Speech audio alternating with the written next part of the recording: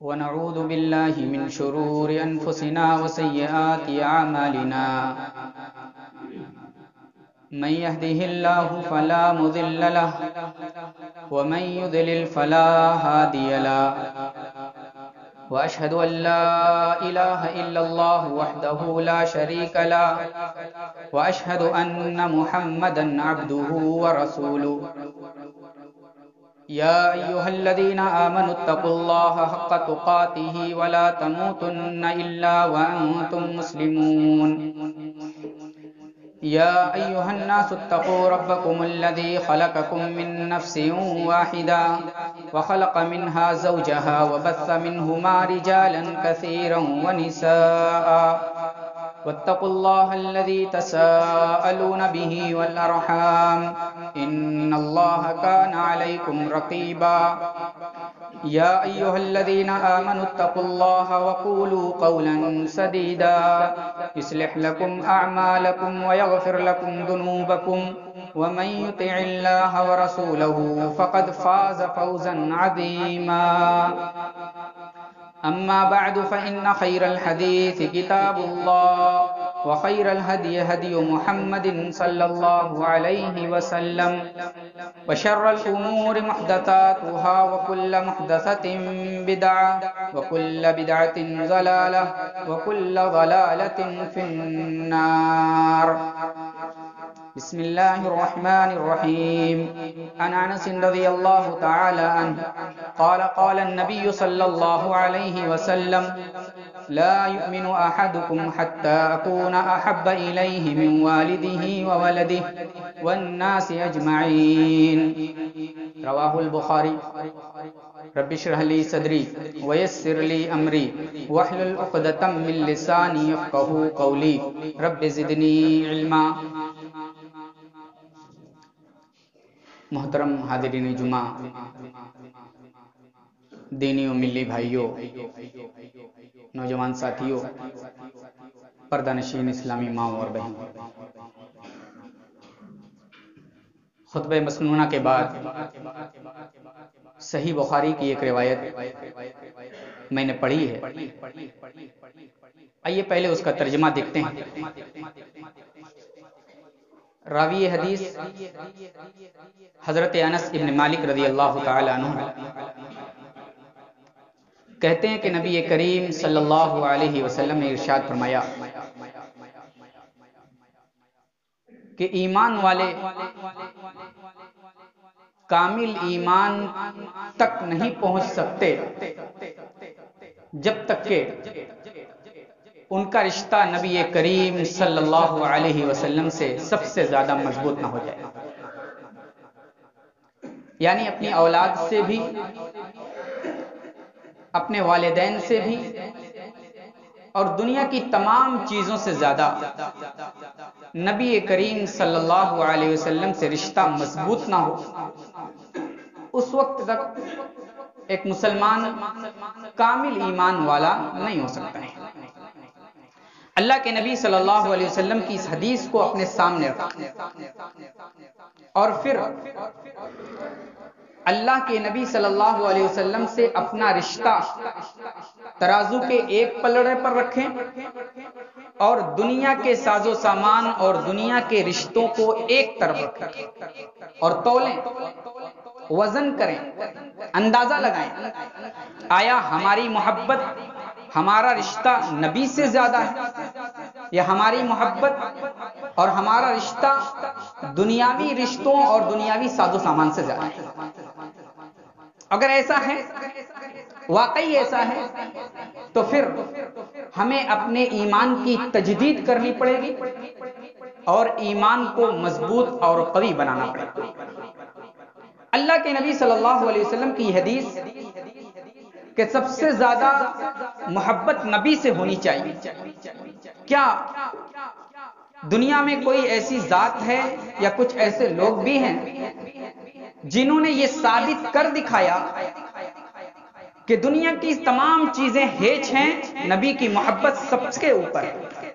ہاں، نبی کریم جناب محمد الرسول اللہ صلی اللہ علیہ وسلم کے اصحاب کی سیرت کو ہم پڑھتے ہیں تو آپ کے اصحاب کی سیرت ہمیں یہ سکھلاتی ہے کہ آپ نے ایسی فوج، ایسا دستہ تیار کیا جس نے اللہ اور اس کے رسول کی محبت کو سب پر غالب کر دکھایا۔ پیارے رسول کے یارغار سیدنا ابو بکر صدیق رضی اللہ تعالیٰ عنہ، جو نبوت سے پہلے بھی آپ کے ساتھ تھے اور آخری سانس تک آپ کے ساتھ رہے، انہوں نے محبت کی کیسی مثال پیش کی۔ اللہ کے نبی صلی اللہ علیہ وسلم اللہ کے دین کو پہنچا رہے ہیں، مشرکین آپ کے دشمن، دین اسلام کے دشمن بیچ میں رخنہ اندازی کرنے کے لیے تیار، دعوت کو، دین کی پیغام کو پہنچانے کے لیے اجازت نہیں دے رہے۔ اللہ کے نبی صلی اللہ علیہ وسلم بڑی مشکل سے، بڑی پریشانی سے مکے کے حالات میں دین کو، دعوت کو لوگوں تک عام کیا، لیکن جب ماحول سازگار نہ رہا تو اللہ رب العالمین نے پیارے رسول جناب محمد الرسول اللہ صلی اللہ علیہ وسلم کو ہجرت کی اجازت دی۔ یہ ہجرت کا سفر، مکے سے مدینے تک جانے کا سفر بڑا مشکل سفر تھا۔ مشرکین پیچھا کر رہے۔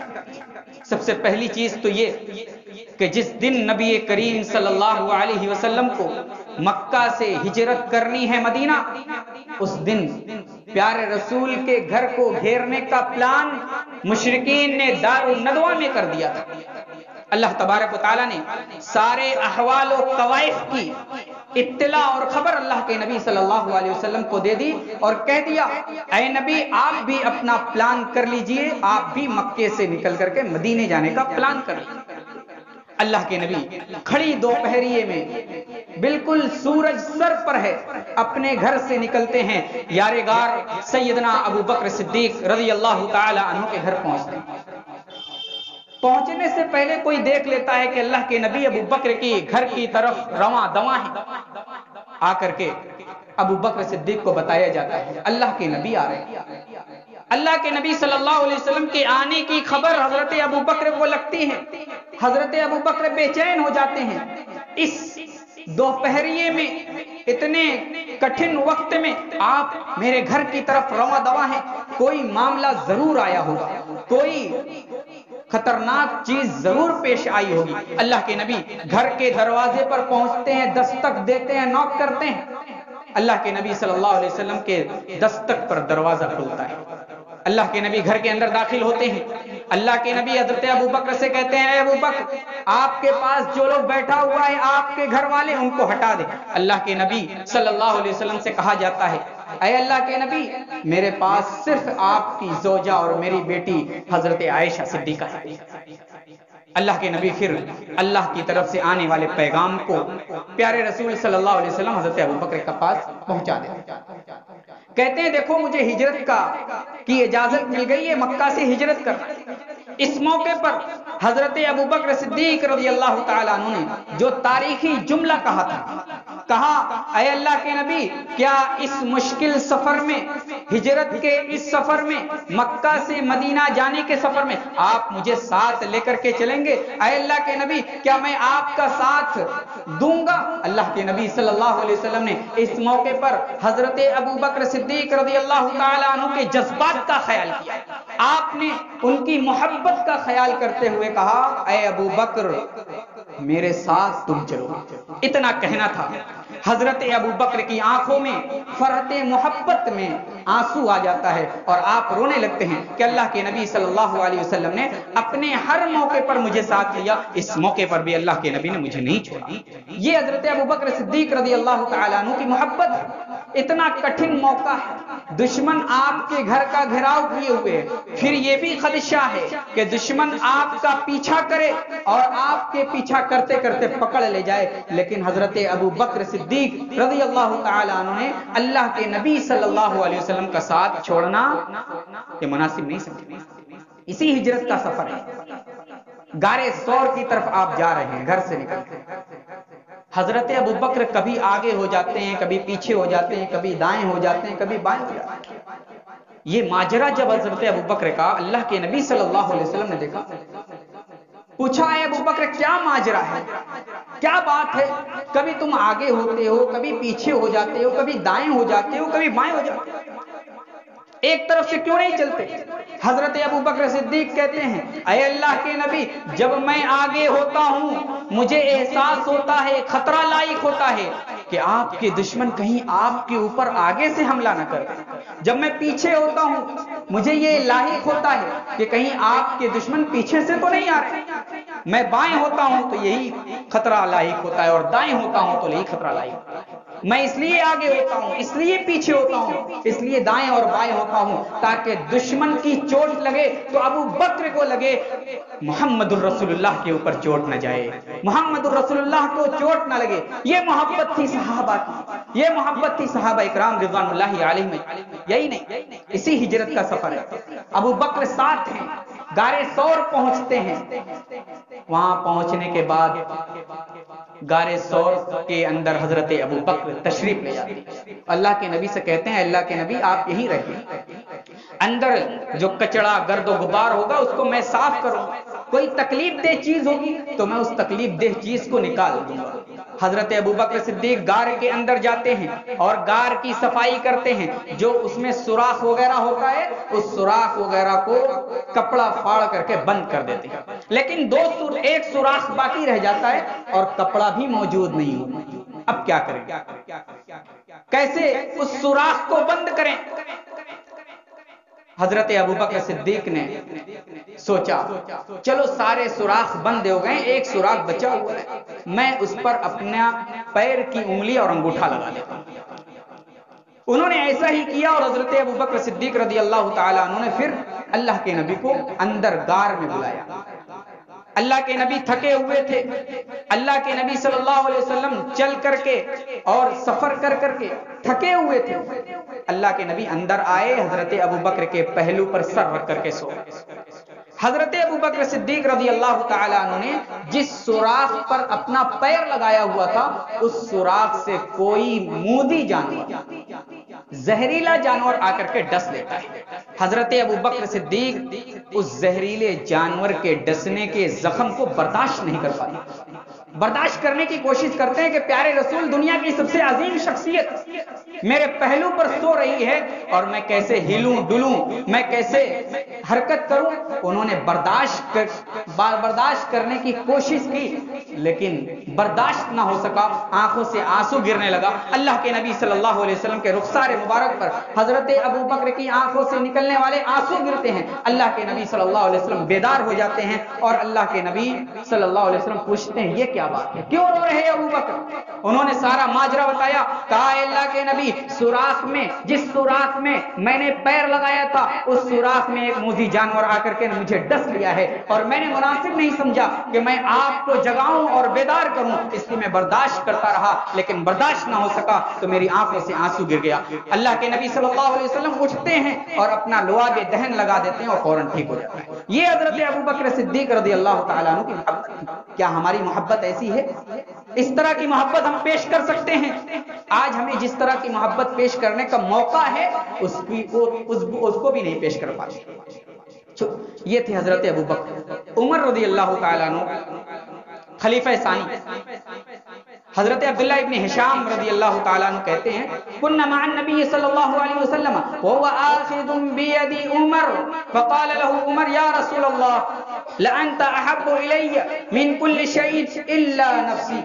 حضرت عبداللہ ابن ہشام کہتے ہیں کہ اللہ کے نبی کے ساتھ میں موجود تھا، حضرت عمر بھی موجود تھے اور اللہ کے نبی حضرت عمر کا ہاتھ پکڑے ہوئے تھے۔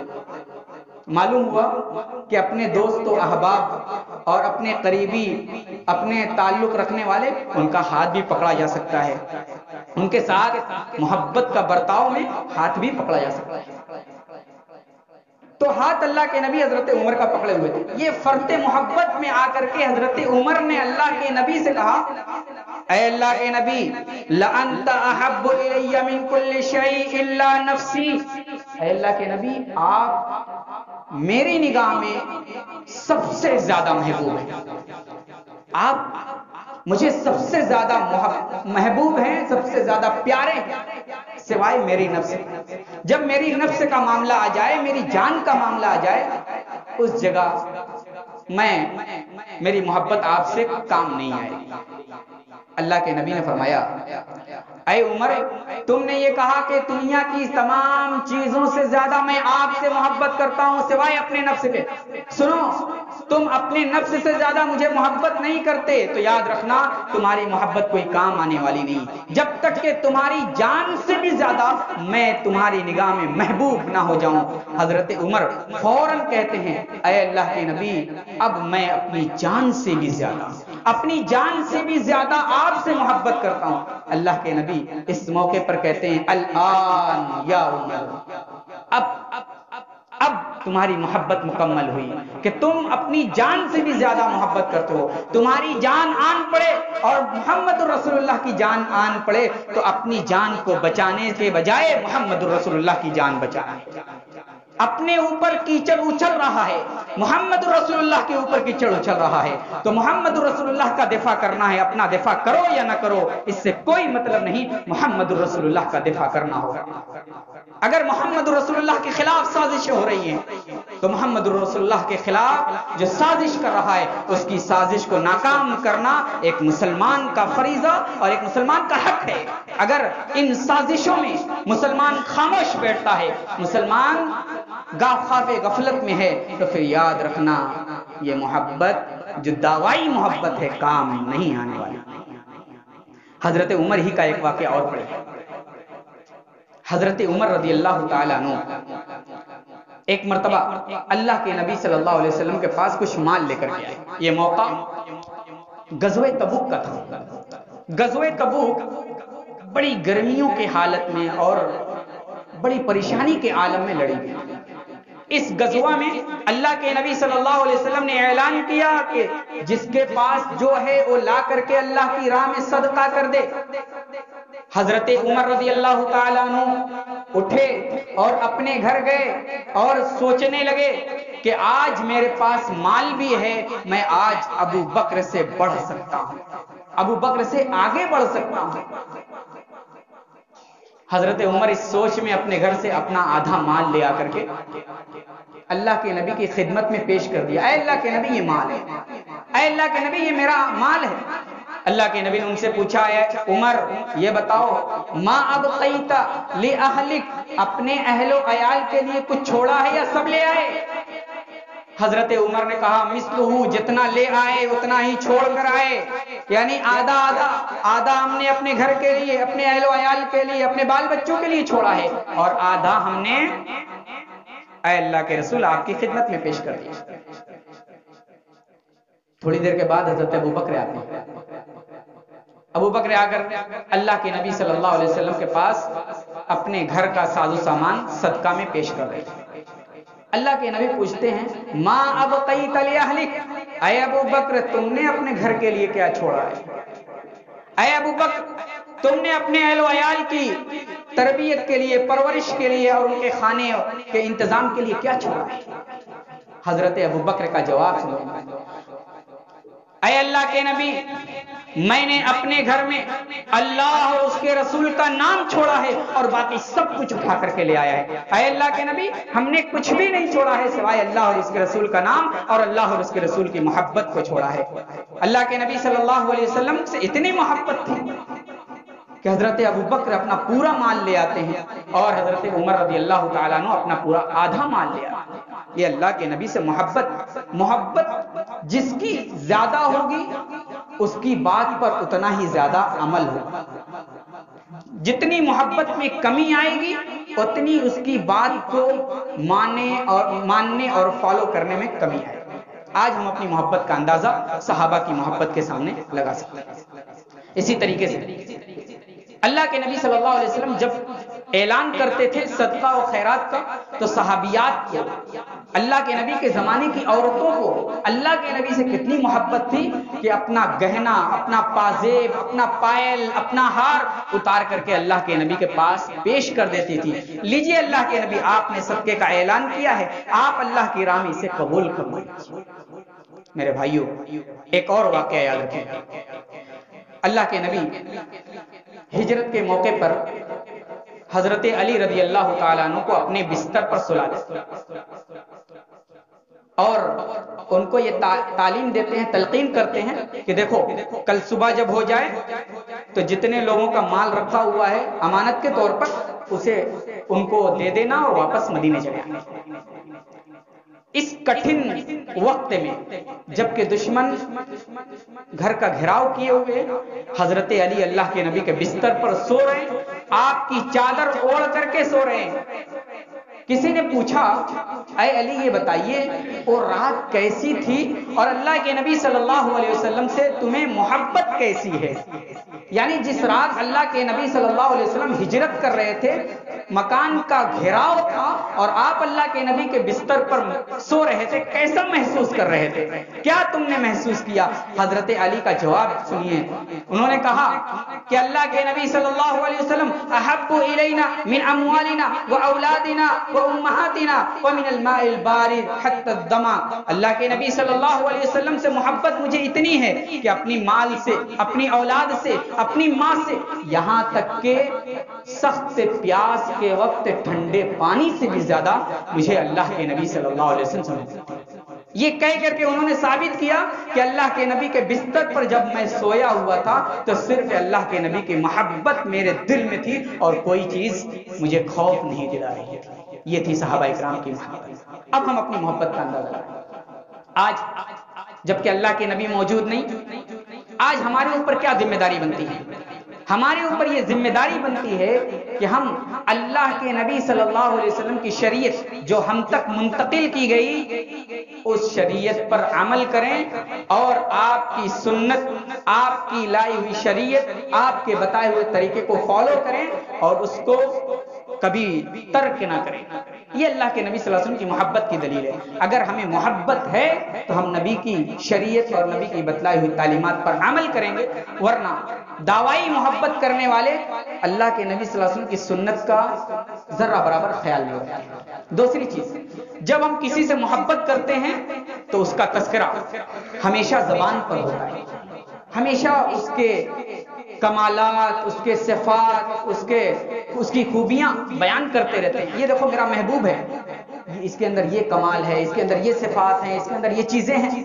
اللہ کے نبی صلی اللہ علیہ وسلم دنیا کے سب سے حسین اور سب سے باکمال شخصیت تھے، اس لیے ہمیں اللہ رب العالمین نے آپ صلی اللہ علیہ وسلم کا ذکر کرنے کا حکم دیا ہے، اور فرشتے بھی اللہ کے نبی صلی اللہ علیہ وسلم کا ذکر کرتے ہیں، یعنی آپ کے اوپر رحمت کی دعائیں پیش کرتے ہیں۔ اللہ تبارک و تعالیٰ نے قرآن میں فرمایا ان اللہ وملائکتہ یصلون علی النبی یا ایھا الذین آمنوا صلوا علیہ وسلموا تسلیما، کہ اللہ تبارک و تعالیٰ اور اس کے فرشتے اللہ کے نبی صلی اللہ علیہ وسلم کے اوپر رحمتیں بھیجتے ہیں۔ یا ایھا الذین آمنوا صلوا علیہ وسلموا تسلیما، اے ایمان والو تم بھی اللہ کے نبی صلی اللہ علیہ وسلم پر درود اور سلام بھیجو۔ اس لیے درود ابراہیمی جو ہم پڑھتے ہیں ہمیشہ پڑھتے رہنا چاہیے، اور سلام جو نماز کے اندر التحیات للہ والصلوات والسلام علیک ایھا النبی، یہ سلام کے الفاظ ہیں، اسے بھی دہراتے رہنا چاہیے۔ درود کے اوپر اللہ کے نبی نے فرمایا ایک مرتبہ درود پڑھنے والا 10 رحمتوں کا مستحق ہوتا ہے، اور ایک مرتبہ سلام پڑھنے والا 10 اللہ کے سلام کا مستحق ہوتا ہے۔ تو ہم اور آپ نبی کے اوپر درود پڑھیں اور نبی کا نام آئے تو بخیلی نہ کریں، کنجوسی نہ کریں۔ اللہ کے نبی نے فرمایا البخیل الذی من ذکرت عنده فلم یصلی علی، کہ بخیل ہے وہ شخص جس نے میرا نام سنا اور میرا نام سننے کے بعد درود نہیں پڑھا۔ کم سے کم صلی اللہ علیہ وسلم تو پڑھ ہی لینا چاہیے، اور صبح و شام درود کا ورد کرنا چاہیے، اس لیے کہ درود کا ورد کرنے سے اللہ تبارک و تعالیٰ گناہوں کو بھی معاف فرماتا ہے، پریشانیوں کو بھی دور کرتا ہے، درجات کو بھی بلند کرتا ہے، ٹینشن، غم اور فکر کو بھی دور کرتا ہے۔ آج ہم ٹینشن کا شکار ہیں، غم و فکر کا شکار ہیں، درود پڑھیں انشاءاللہ، عقیدت سے پڑھیں، محبت سے پڑھیں، یقین سے پڑھیں، تو انشاءاللہ درود کے ذریعے سے بھی ہماری ٹینشن، ہمارے فکر، ہمارے غم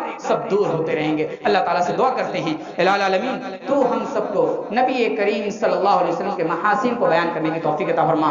الہ العالمین ہم سب کو ہمیشہ اپنی زبان پر درود و سلام کے کلمات کو رکھنے کی توفیق عطا فرما۔ الہ العالمین تو ہم سب کو ایک کر دے، ہمارے درمیان جو اختلافات ہیں اے اللہ ان اختلافات کو دور فرما دے۔ اے اللہ ہمارے درمیان جو پریشانیاں آئی ہوئی ہیں اے اللہ ان پریشانیوں کو دور فرما دے۔ اے اللہ ہماری معاشی اقتصادی پریشانی جو ہے اے اللہ ان معاشی اور اقتصادی پریشانی کو تو ہی دور کر سکتا ہے، تو ہی دور کرنے والا ہے۔ اے اللہ تو ہماری پریشانیوں کو دور فرما دے، تو اپنی رحمت کی بارش نازل فرما دے، اپنی برکات کے دروازے کو کھول دے۔ اے اللہ ہم سب کو ایک کر دے، اے اللہ ہم سب کو نیک بنا دے۔ اے اللہ ہم گناہگار ہیں، سیاہکار ہیں، معصیت کار ہیں، لیکن تیری رحمت کے محتاج ہیں۔ اے اللہ ہماری گناہوں اور ہماری خطاؤں کو اے اللہ تو معاف کر کے اپنی رحمت کے سائے میں لے لے۔ اے اللہ جب تک زندہ رکھ، اسلام پر زندہ رکھ، جب خاتمہ ہو کلمہ توحید زبان پر ہو۔ اقول قولی ھذا واستغفر اللہ لی ولکم ولسائر المسلمین وما علینا الا البلاغ المبین۔